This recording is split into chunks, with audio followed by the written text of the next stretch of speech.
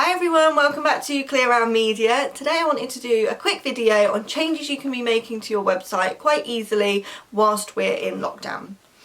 Obviously lockdown is being eased off now, however people are shopping online more than ever because we can't leave our homes.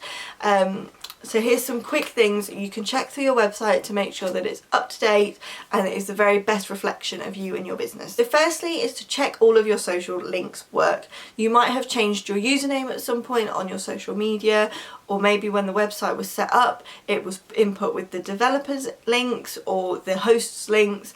You see that quite a lot, or if you are a franchise then they sometimes put the national social media links as opposed to yours. So go through every page, click on the link and make sure that it takes you to the page you want it to go to. Secondly, update your About Me section. Is it now out of date? So many people are very guilty, including myself, of writing their About Me section and then leaving it. Box ticked, it's done forever. Did you write that you had 2 years experience but you now have 4? Did you write that you have 1 child but you now have 2? Did you write that you have a partner but you've now left them? Whatever it might be, and it doesn't need to be simply personal, has it got all your qualifications on there? Has it got all your experience? Is it still a true reflection of who you are? People are reading that because they want to get to know you, and so go through it and make sure that it's all relevant and it's all up to date. Have you listed all of your services? If you're anything like me, your business will have evolved massively over time. And one thing I try and do is go in regularly and update both the descriptions for the services I offer, but also the list of services I offer. Is there something new I've been doing for a client that I could offer out to everybody else? Go through and make sure that either your products or your services are up to date. Similarly, if you don't offer one anymore, take it off to avoid getting awkward inquiries that you then need to turn down. Next is to check all of your alt tags, and what an alt tag is it's the way that Google reads what an image is about.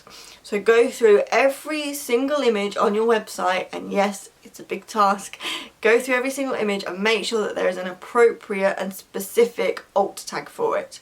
So for instance, if there is a picture of a horse, make sure that there is something telling Google that that is a picture of a horse. Go through every single image and it will really help your SEO. Next, check all of your contact details are up to date. So similarly to your social media links, have you changed your phone number? Have you changed your email address? Have you changed your address? It is a legal requirement to have a contactable address on your website, so make sure that there is one listed. But also just make sure that any phone numbers are up to date. When you're busy getting a new website up, sometimes you can rush things through and there might be little mistakes on there that you hadn't picked out, such as a digit missing or a letter incorrect. So just go through all of your contact details and make sure that they're 100% perfect. Along the same lines of that is to check that any external links still work. There are websites you can use to check your links and check for any bad links that no longer go anywhere. Google will penalise you if you're firing people off to websites that no longer exist. It just looks spammy and it's not a very good user experience for whoever's on your website. So if you've got links that go off to external pages, make sure that they still go somewhere that's relevant.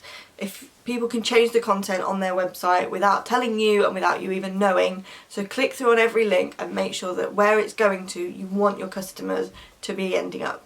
A great thing you can do at the minute is write some blog posts. I have got blog posts done until September now because I sat down and I wrote loads and I just got in the zone and I managed to find the inspiration to write enough.